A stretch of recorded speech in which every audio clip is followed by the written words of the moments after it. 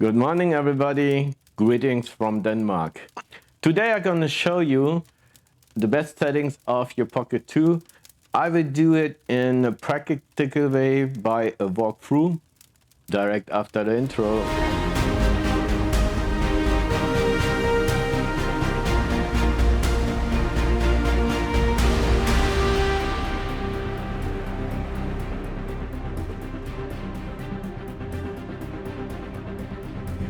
I will split that video into sections.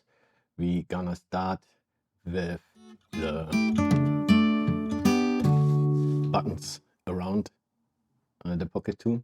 So, first of all, you have this one button on the right hand side. You can switch your Pocket 2 on by hitting this button, and it will switch on in the selfie mode. And you can use it for switch it off. I always use it for switch it off, not for switch it on. You can also switch it on by hitting that button. That's what I mainly used. And then it starts in the normal mode. And let's go further with that button by hitting that button 3 times. It will switch into the selfie mode. And again, it will switch back. If you do wild things with your gimbal, hit it 2 times and it will recenter. So these are the main features of that button. Let's go to the next one. That one here, that have 2 functions. One is pan, tilt, or move the gimbal overall. The second, by hitting 2 times this button, will switch into zoom in and zoom out again. And now you are in the gimbal movement mode. And let's recenter and recenter. Next button, again this one. By hitting 2 times, as mentioned before, switch between gimbal movement and zoom. By hitting 1 time, you can go through the gimbal settings. I explained it in another video how you use it. I will put the link upside in that video. So FPV mode, follow mode, and tilt lock mode.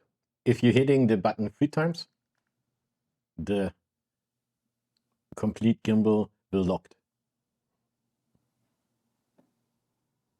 Completely overall. That's the major point, and for sure the record button. The record button have 2 functions. One first is the record, the other one I will show it later in that video.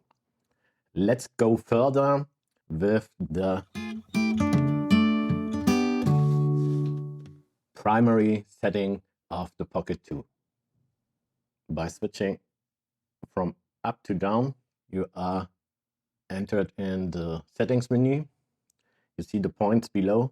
You can go into the right direction, and there you can, by hitting on the screen directly, switch between gimbal movement for that button, or zoom mode and gimbal movement mode. So let's go further. Hit the first point. You will see I switched the full screen off. Can switch the full screen on. And now we come to the second major function of that record button. By short hitting record button from any menu, you go back to the main menu. As you see, I switched the full screen mode on, but I use all the time, and I recommend to switch it off, because outside you can't see these points on your screen. On sunny days, no chance to see it, and on the black background, it's much better to see what happened there, what your settings are currently, and so therefore I switched always the full screen off. Let's go further. Again, yeah, you can switch the selfie mode on. You see the internal storage, accessories. In that case, my do-it-all handle is connected, Wi-Fi is on. I can do a calibration. It's already calibrated in that time. If you want to calibrate it, just hitting calibrate, put it on a stable ground and hit OK. And then it will automatically goes to the calibration. Then you can set the zoom and the gimbal movement speed. As you see, the zoom speed, I don't use it so much time. I set it to 10. It's your preferred. The gimbal moving mode or the gimbal moving speed, I set it to 4. For my taste, it's a little bit more smooth. Yeah, you can choose between 1 and 10, and I decide for 4 based on practice and on my personal taste. So then you can add the waterproof case if you own, and if you want to go on diving with your Pocket 2, it's also possible. You need an additional payment and buy the waterproof case, and then you can go here into the water case mode. So let's go back again. Let's go to the next page. So, and here you can calibrate your gimbal, not the do-it-all handle. Again, put it on a stable ground, hit OK, and the program starts automatic. And the ketone, I switch it always on, but I don't use it. I don't use it yet. If I need, if I want to record vlogging, I use an external microphone, and therefore I can't say anything about it. Yeah, that could be it should be a little bit better if you're using the internal microphones, but I didn't, and therefore I can't recommend something there. And that one is very important. If you want to shoot inside with a normal light, with a power-based light, you need to switch it on. Depends where or you need to choose. Depends where you are. I'm located in Germany, in the PAL region, and our power frequency is 50 Hertz, and therefore it needs to be matched. Otherwise, you get a terrible flicker in your videos. So therefore, it's important to choose based on your location.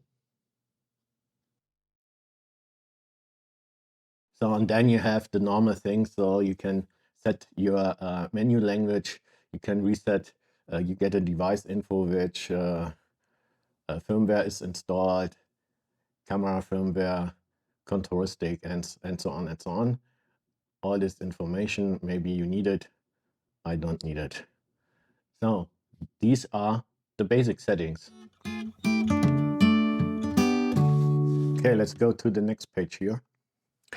That is a beauty filter, if you can say.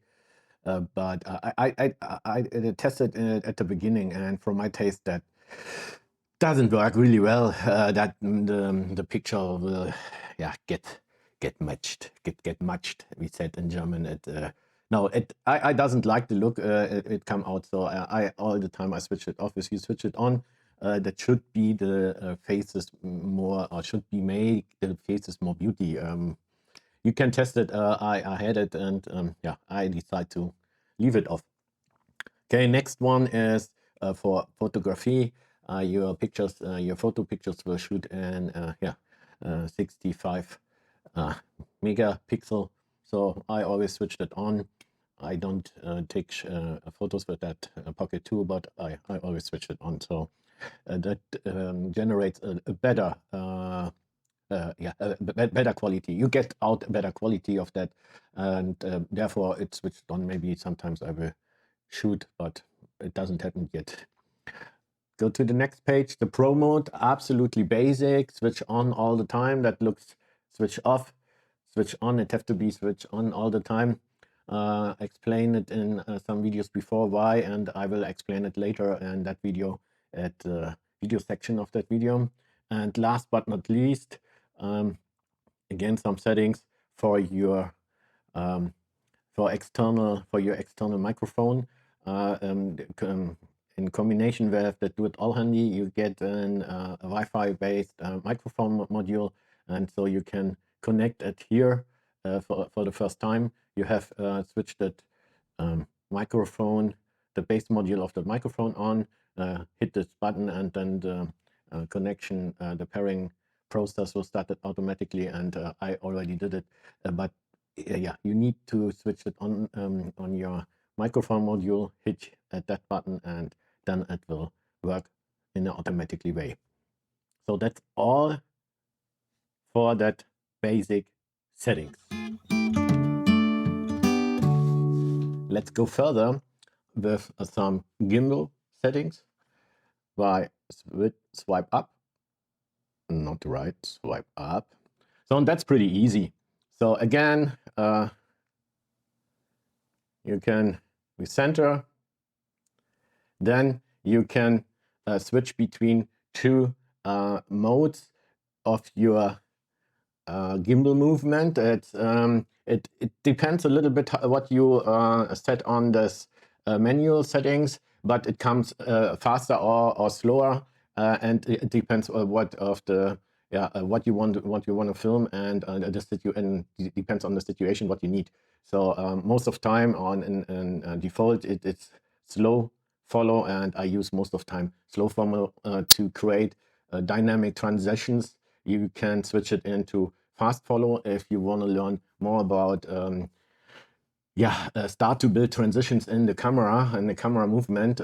Please write it in the comment section down below. I will create another further video about it. So, and then again you can switch between the gimbal modes. So that's all from that menu.